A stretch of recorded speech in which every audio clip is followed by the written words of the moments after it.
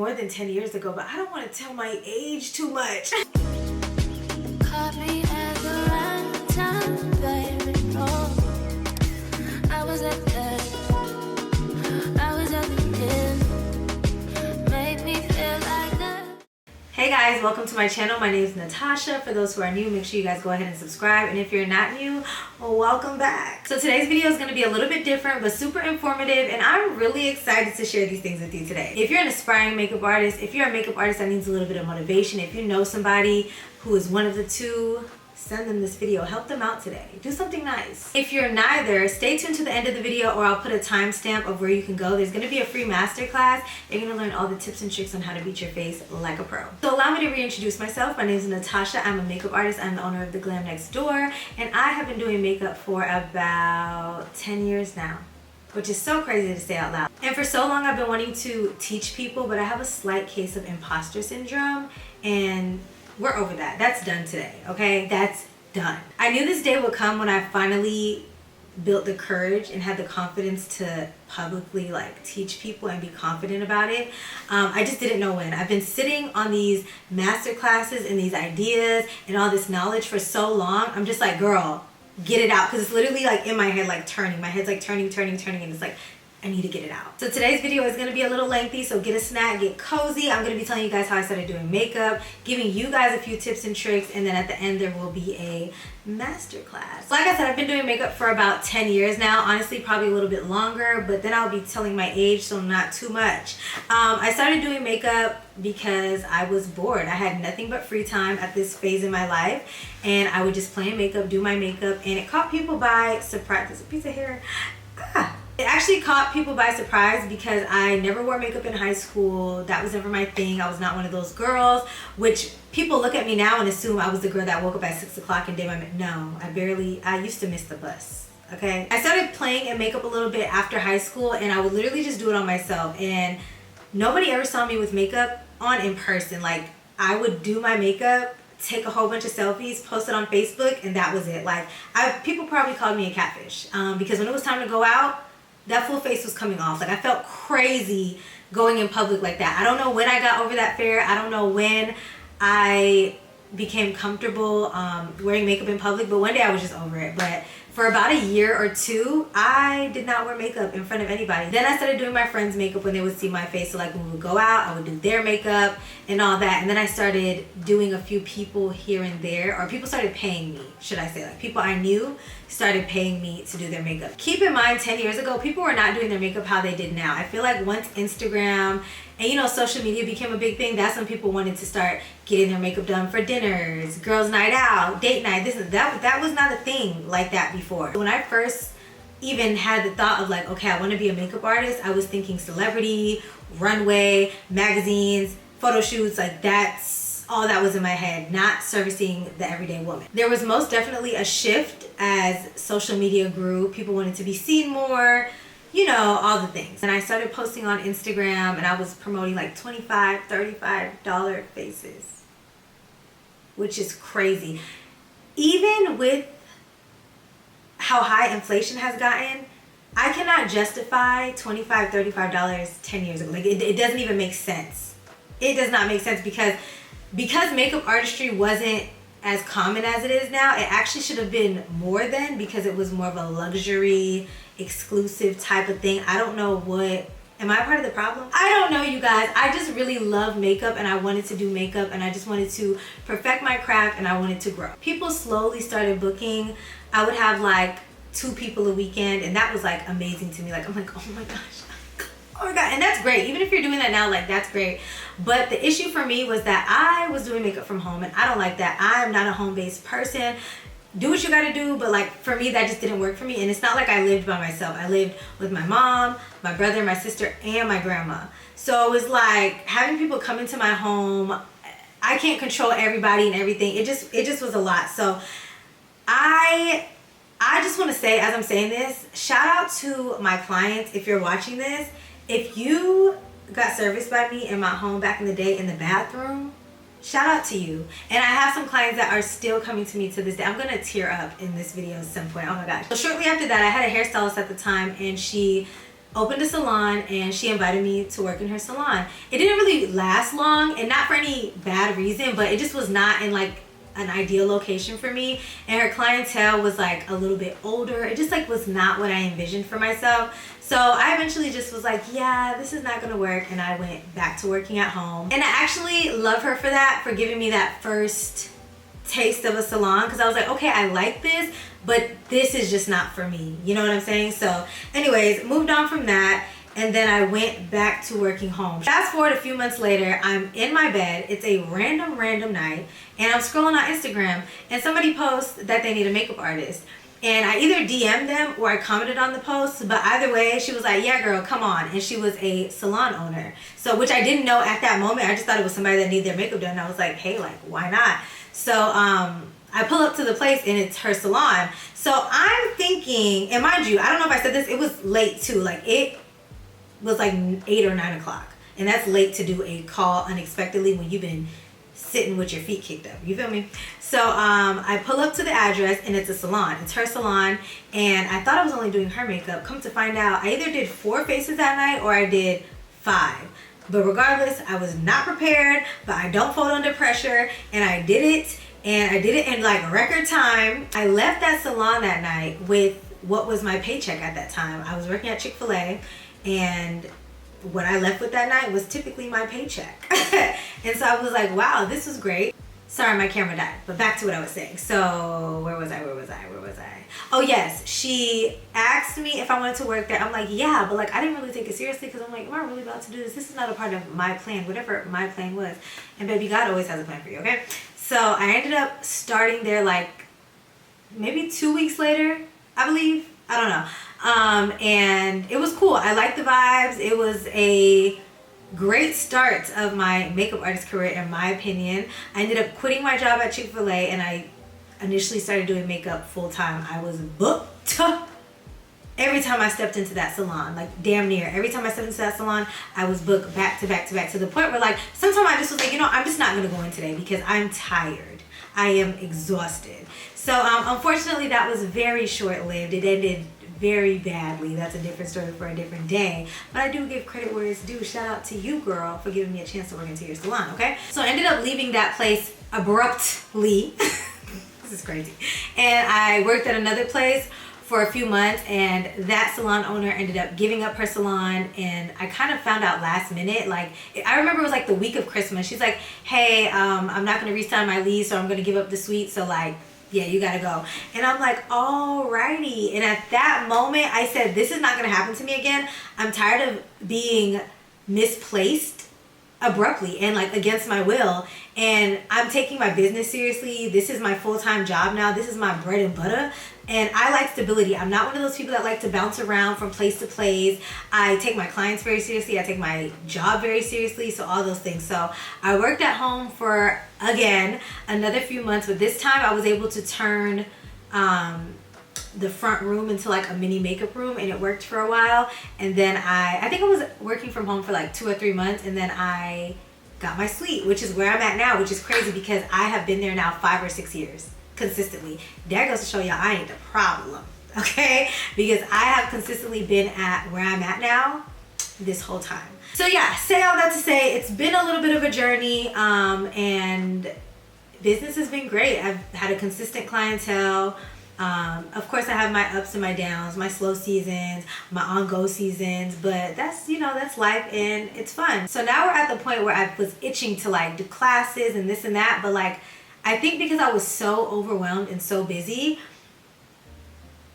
it's like one of those things where, like, you know how they talk about don't turn your passion into a paycheck? It was like that. Like at one point I really loved doing makeup. I was like yearning for it, right? And it got to a point where like I was just disconnected from makeup. I was simply doing it because it was my job. It was one of those things where like I was doing it and I did not care about the money. I don't care if a client said, girl, I'll pay you $300 to come in today. I was like, I don't feel like it.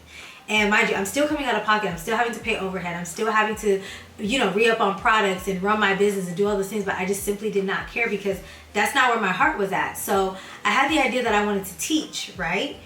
But I just wasn't there. And I just felt like I could not teach and give that to people with how I was feeling inside. It just did not feel right. Like I cannot fake anything.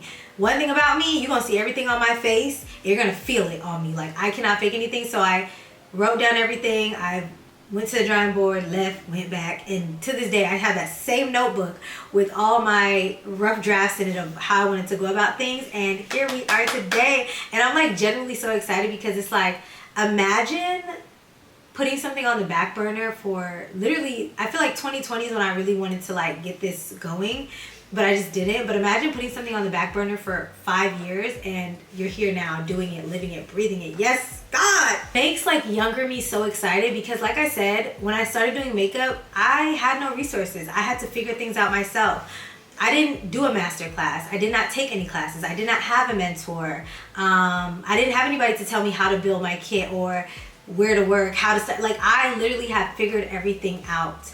And lucky you, I get to basically hand it to you on a platter and you get to take it from there. It's like, I'm glad that I was able to figure it out because I appreciate what I do a lot more, but I literally wish that I had somebody that I could have asked questions or watched or all those things, because like I didn't know what kind of makeup artist I wanted to be. I didn't know what kind of style of makeup I wanted to do. I didn't know where I was gonna end up. I did not know anything. It just was like a day by day thing. I'm gonna be giving you guys 5 steps that you need to know before becoming a makeup artist, or if you're a makeup artist already and you need to polish things up, listen up. And I got my notes. So for starters, you're gonna wanna start a business page. Start the business page. Do not intertwine your personal life and your memes and your you going out with your business. It could be a part of you, it could be an extension of you, but in my opinion, I think that you should have a separate business page. I would say start one on whatever social media app you like the most, or whichever you feel like it's going to gain you the most traction. When I started, it was just automatically Instagram. That was pretty much it. But I know there's so much more now, and I'm not going to say start on all because that's a lot to juggle. Like, posting everywhere can become overwhelming. I also feel like now posting now is just takes away from the actual job sometime, but you do need to have a social media page, something where you can direct somebody. It is basically an online portfolio, and it will also invite new clients, a new audience. So start a business page. After you start a business page, start a booking site. If you're ready to accept appointments, start a booking site. I don't want to see DM me for appointments, text this number for appointments. I don't want to see that. I want to see a nice business page. I will leave my, not business page, booking page. I will leave mine down below so you guys can see what platform I use and just kind of how it's set up. I know it could be intimidating, but you guys, I pay like $10 a month, and I don't have to go back and forth with clients. I don't have to have people ask me, where am I? How much is it? What does it include? Everything that I need people to know is on that site. You will still get inquiries via DM, email, phone, whatever you have posted, but for the most part, it will cut out all of that. So now that you have a booking site, you're probably looking stuck. You're probably like, I don't know what to charge. I don't know if this is too much, if it's not enough, if it's this and it's that. Set your prices what you think you're worth. If you think that you're worth $1,000 full face, put $1,000. I'm sorry, somebody's gonna pay it. Somebody is your customer at the end of the day. Now, I ain't saying charge $1,000, but you get what I'm saying. Don't lowball or doubt yourself when it comes to setting your prices. If you want a more accurate way to set your pricing, I would say look at other makeup artists in your area or makeup artists that your artistry is comparable to, and see what they charge and go from there. Do you want to charge more? Do you want to charge less? Do you want to charge the same? That is kind of a good gauge to see like where you should start. Also take into consideration your skill level. If you're a beginner, yes, you're still doing the work. Yes, it's still your products. Yes, it's still this. Yes, it's still that. But your skill may not be there yet. Your professionalism may not be there yet. So it's kind of like, think of it as like when you get the starter job and over time you get a raise, you get a promotion. Think of it like that. Start at the bottom. Start at the lowest pay rate and work yourself up until you can confidently and accurately charge people what you really are worth. And this is another story for another day, but in addition to all that, also consider your overhead and your profit. You still want to profit. In the early years, I'm not going to hold you. You're probably not going to see a lot of profit. It's probably going to be going back into your kit, back into your business, and that is okay. It's unfortunate, but it's okay. And when I say overhead, are you working in a booth at a salon, or do you have a suite? Are you working from home? Maybe there's no overhead. You want to consider those things so that you're actually making money, because although this is a passion and it's something that you love, you have to survive. You have to eat, you have to make money, and it has to make sense. Building your kit is one of the most intimidating things. You're like, do I need to spend thousands of dollars? No, you don't. Build your kit as you go, because for one, you're still learning. If you're a beginning makeup artist, you're still learning. You're getting the feel of different products, seeing what you like, all those things. But what I used to do, which is why I said you won't really see a profit in the beginning, is as each person booked, I was buying things. If somebody brown booked, I bought like 2 foundations that would probably go for them, some powders, ask them what kind of look they want. I would buy the eyeshadow palette based off of that, maybe a lipstick. Mind you, y'all, I wasn't charging a lot, so I was actually probably spending more, but it ended up benefiting me after a while because I eventually developed a kit. Now, Natasha in 2025 could teach you how to build a kit with about $500, $600. And you could flip that and turn that into thousands of dollars. But you're gonna have to sign up for a masterclass for that. But anyways, you could do that, but that also is intimidating. If you just don't have the money, you don't have the money, whether it's thousands of dollars or whether it's hundreds of dollars. So I would say, don't let that hold you back. Build as you go. Finding your niche is so important. When I first started makeup, I told you guys it wasn't what it is now. I didn't know I would be a everyday makeup artist. I did not know I would be everybody's go-to girl that they will call when they need to go to the party, the club, the concert. I'm everybody's go-to girl. You know what I'm saying? I love to service the everyday woman, and that is what I like. But you also have the option to be a celebrity makeup artist, TV makeup artist, movie makeup artist, FX makeup artist, commercial makeup artist. What else is there? Bridal makeup artist. You can be all of those things, and you can stay in your lane and make great money without being all over the place. So in my opinion, yes, you want to know how to do everything, but I would stick to one thing and make that be your specialty and make that be what you're known for. That way you can constantly monetize off of that. And while we're on the topic of niches, a lot of times people always be like, oh my God, do you do celebrity makeup? I'm like, no. And they're like, you'll get there one day. And I'm like, I don't want to get there. Y'all think I can't do celebrity makeup? Y'all think I ain't even call? Okay. It's just not my thing. I don't enjoy the chaos of celebrities. I don't enjoy, I just don't enjoy. I don't enjoy being on set all day, all those things. I will say though, I would work with celebrities if I worked with one celebrity. If I was like on tour with them, or if I was exclusive to them, I would work for a celebrity that way. But as far as being known as a celebrity makeup artist, no. And don't let people convince you or convince yourself that that is the end all be all, that is the, oh, I'm gonna sneeze. Oh, maybe not. That is the way to success, because I know for a fact that I have made way more than people that are celebrity makeup artists. Lastly, practice, practice, practice. You guys, everything doesn't have to be about money. Call your friends, call your family, call whoever, call models to practice different looks. Perfect your craft. That's the only way that you're gonna get better, is by practicing, using your free time. Do what you gotta do.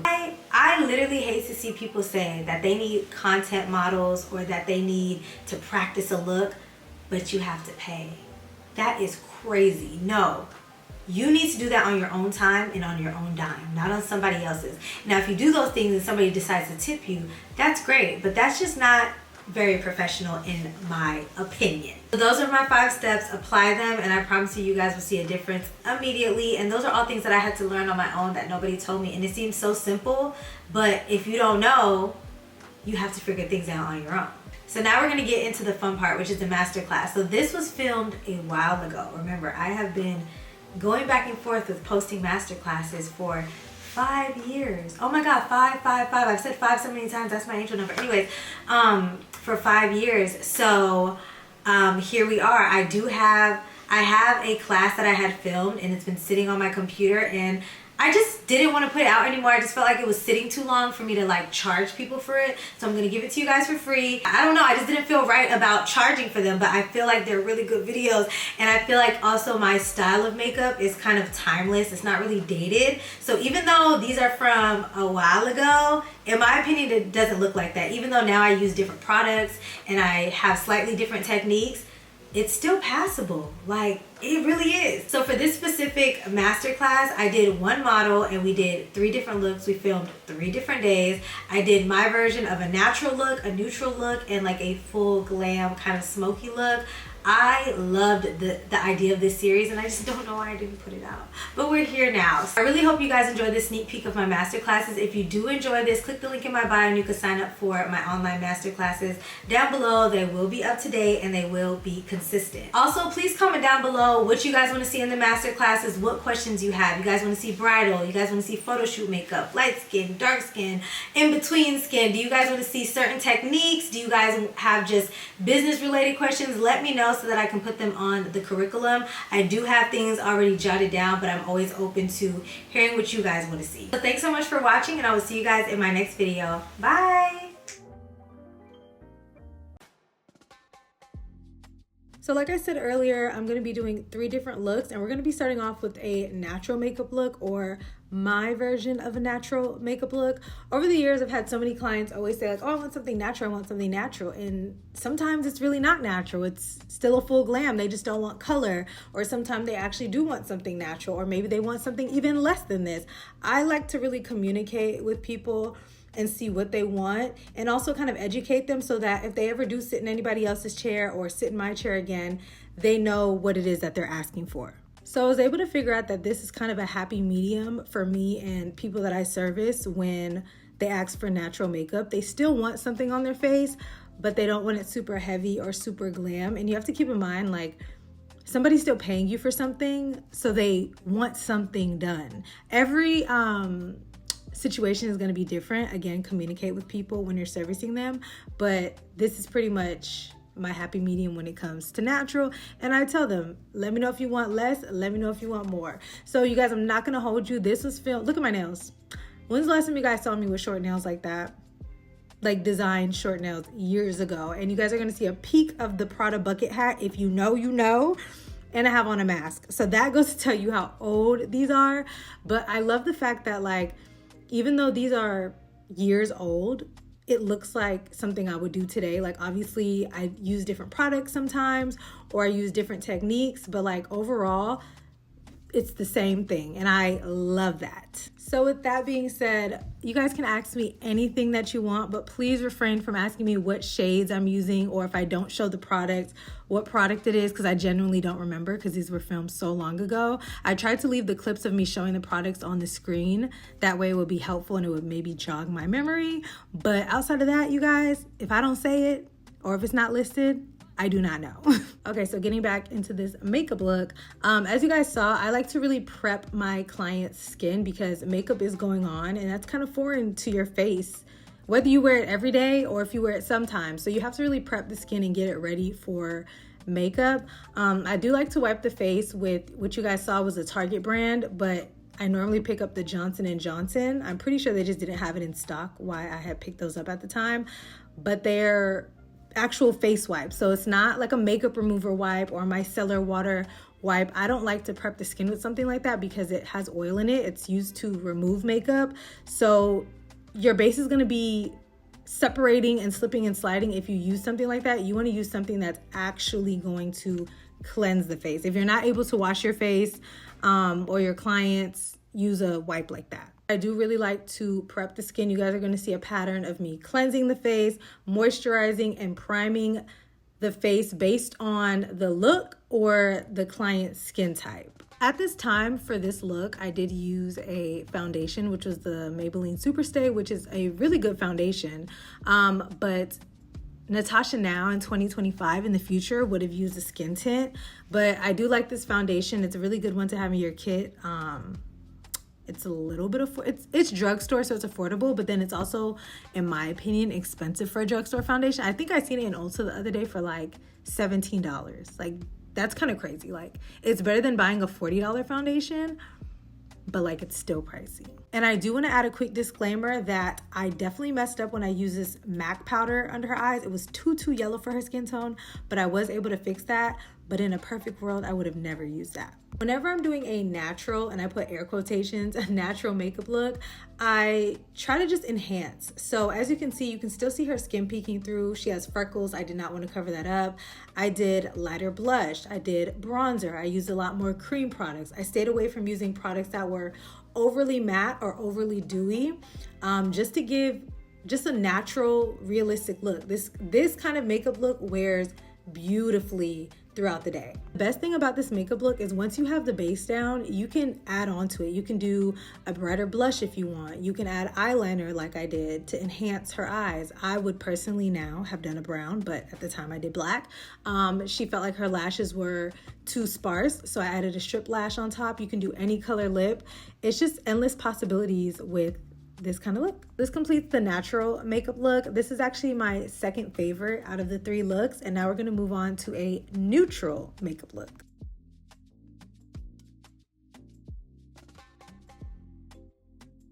So now I'm gonna be doing a neutral makeup look, which a lot of times people mistake this for a natural makeup look, but that's why I'm here and that's why we're learning. So the same steps apply. I'm gonna clean the face off and prep it. I did use different products this time. I wanted the primer to be a little bit more luminous since I was using more of a matte full coverage foundation, so that luminosity can kind of peek through and give the skin a little bit of life.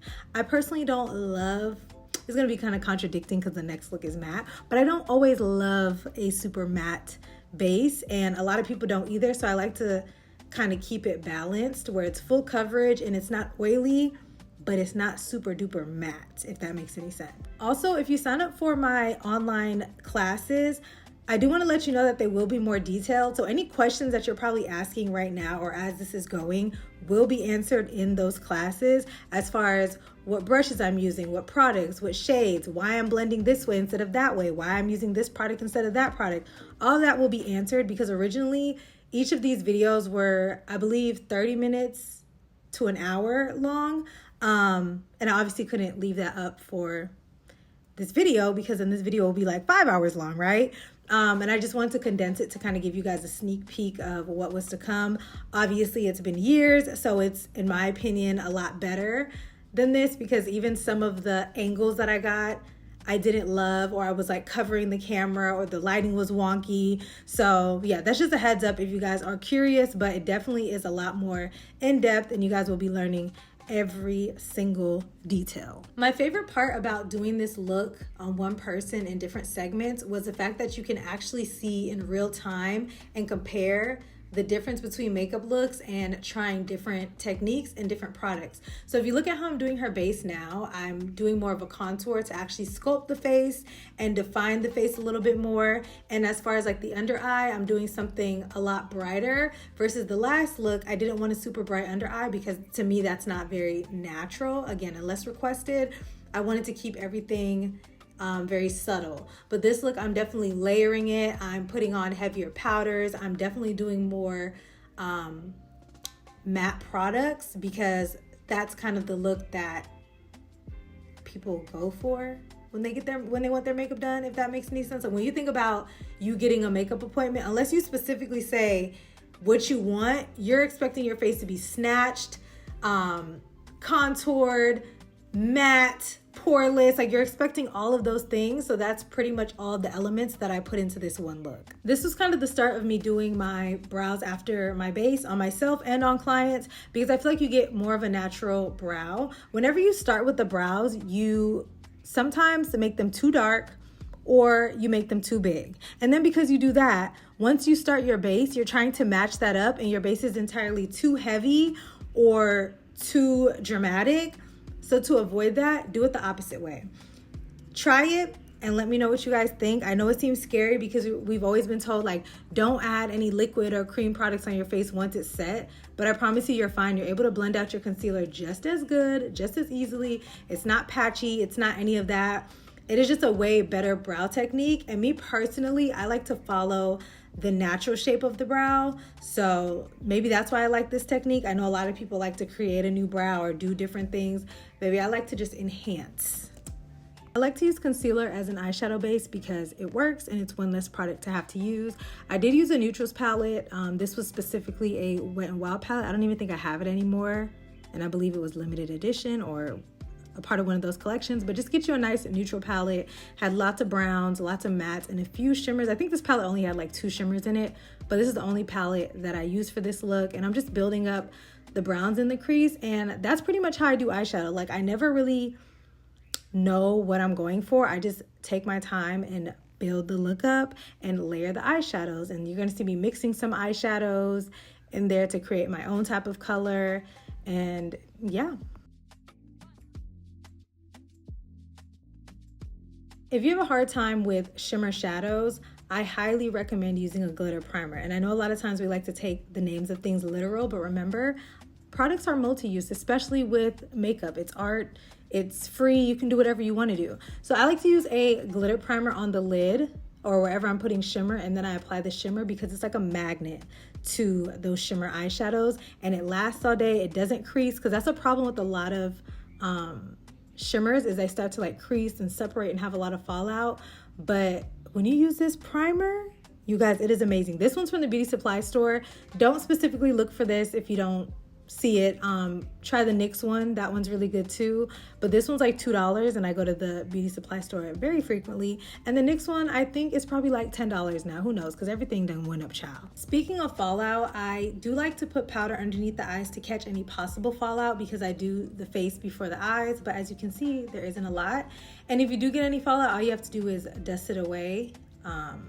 And it's gone. But at this point of the makeup look, I'm pretty much done in my eyes. I'm just adding finishing touches and customizing it for the client or myself, if say I was doing my own makeup.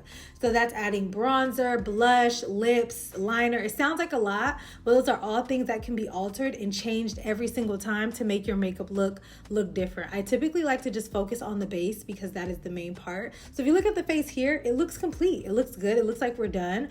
And you can leave it here or you can add. So I'm gonna add a few things.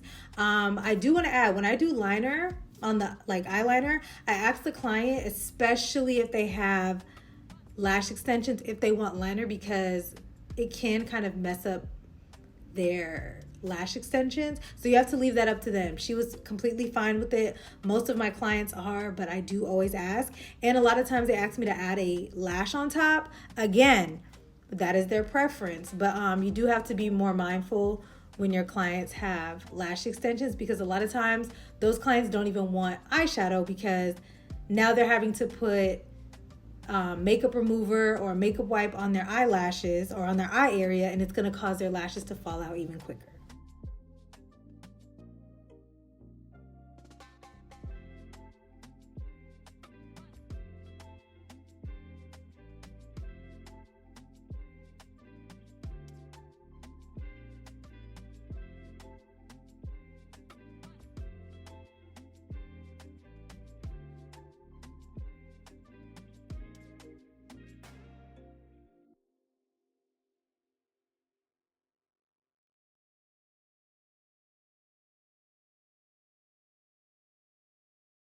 So now I'm just brushing through the lashes with a mascara wand. I have no product on it, no mascara, no nothing. It just kind of brings them back to life.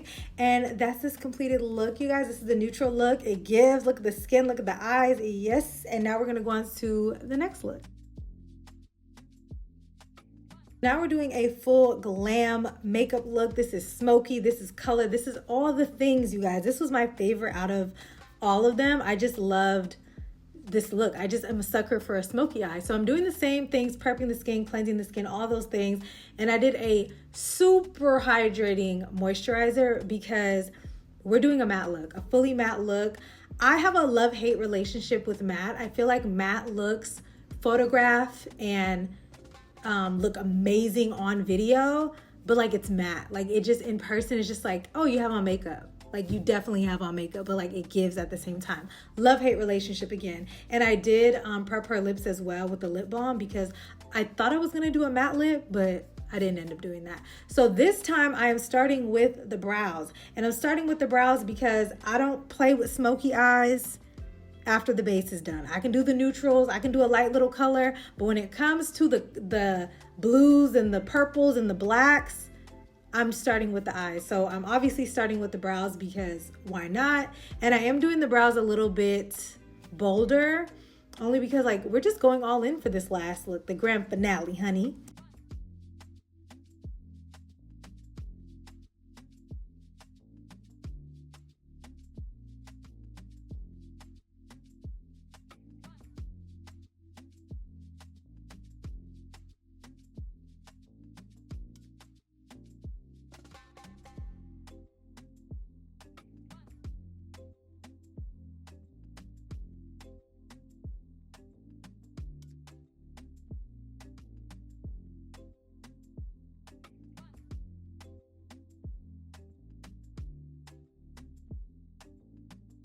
Remember we talked about how when you start with the brows, you overdo it? That's exactly what happened, which is why I'm having to, we were cutting up, that's crazy, which is exactly why I had to clean up the top of the brow, which I normally don't do, but it's an easy fix, but that's why you guys see me doing that, and you didn't see me doing it in the previous videos. And I'm gonna zoom in a second, but I don't know what was going on with me this day. This particular footage, the lighting was off, I'm just in the frame, child, it was just a mess. Like, we were just doing too much. But anyways, I am doing a smoky eye, and I'm gonna start with a neutral color. I'm still learning, believe it or not, how to perfect my smoky eyes. I think I got it down packed now, but at this time I was just kind of experimenting and trying to figure out, you know, how to go about this. And I don't even think I know what kind of look I was doing at this point. I was just like, we're gonna do something full glam, we're gonna do something sultry, and that's what I came up with, and I loved it. Those are like the best looks. When you really don't know what you're going for, I promise you those be like the best makeup looks.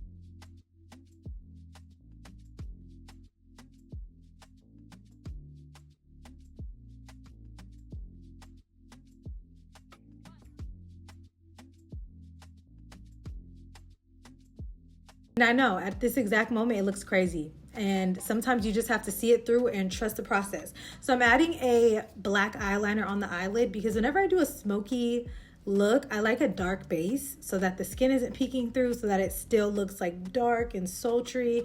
And then I'm putting a blue on top. I was gonna do a black smoky eye, but I was like, you know what? Let's add a little bit of color, a little bit of pizzazz. So with this step, you can do any color. You can do a purple, you can do a red, you can do, I don't know why I said red, that was random, but you can. You can do black, you can do blue, you can do anything, and it's gonna make it look like a smoky eye instead of just your typical traditional black smoky eye, which I do love, by the way. But this adds a little pop of color, and I'm telling you, like, people love blue. Everybody loves blue. I don't know anybody that does not love a blue eyeshadow look. It just makes every eye color pop. It pretty much goes with any outfit, any occasion. I just love it. It is one of the harder colors to work with, I will say, but gorgeous.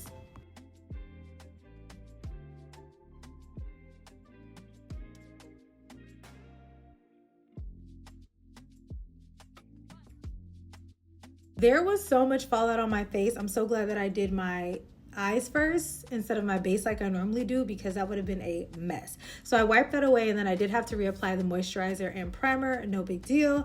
And then let's get into this foundation real quick. I don't even know if they still make this. You see that sticker on there? I had got this on clearance. I don't know if they were discontinuing it or if they just were not selling it in that store anymore, but the CoverGirl True Matte Foundation was so good, and I forgot about this foundation until I was editing this, and I'm like, wow, it was so good. It was so thin, it was matte, it was long wearing, it was just, and it photographed beautifully. So if you're an oily girl and you're looking for a affordable matte foundation, you should definitely check out the CoverGirl foundation.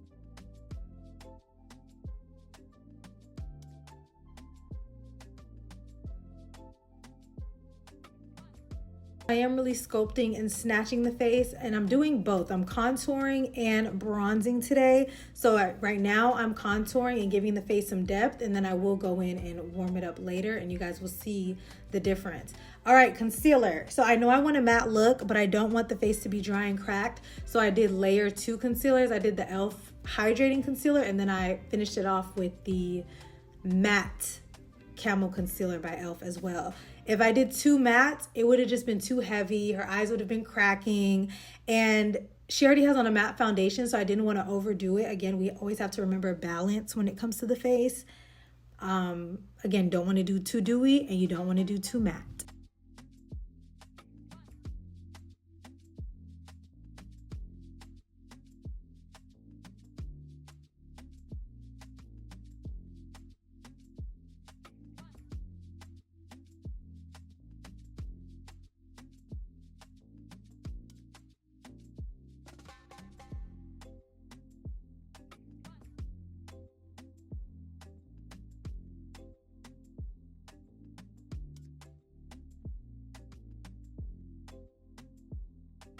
So for this look versus the other looks, I use more full coverage powders and more mattifying powders, because anything matte is going to camouflage texture versus like a more natural look or more dewy look, which is going to emphasize texture. So that's why I'm trying to make sure that everything is full coverage, everything is flat. And if I want to add any texture to the face, such as like highlight or any moisture, I will do that after the base is done, after it's how I want it. So I am going to add highlighter just to give a little balance to the face, and then I will be spraying the face as well just to bring the skin back to life so it's not too drying.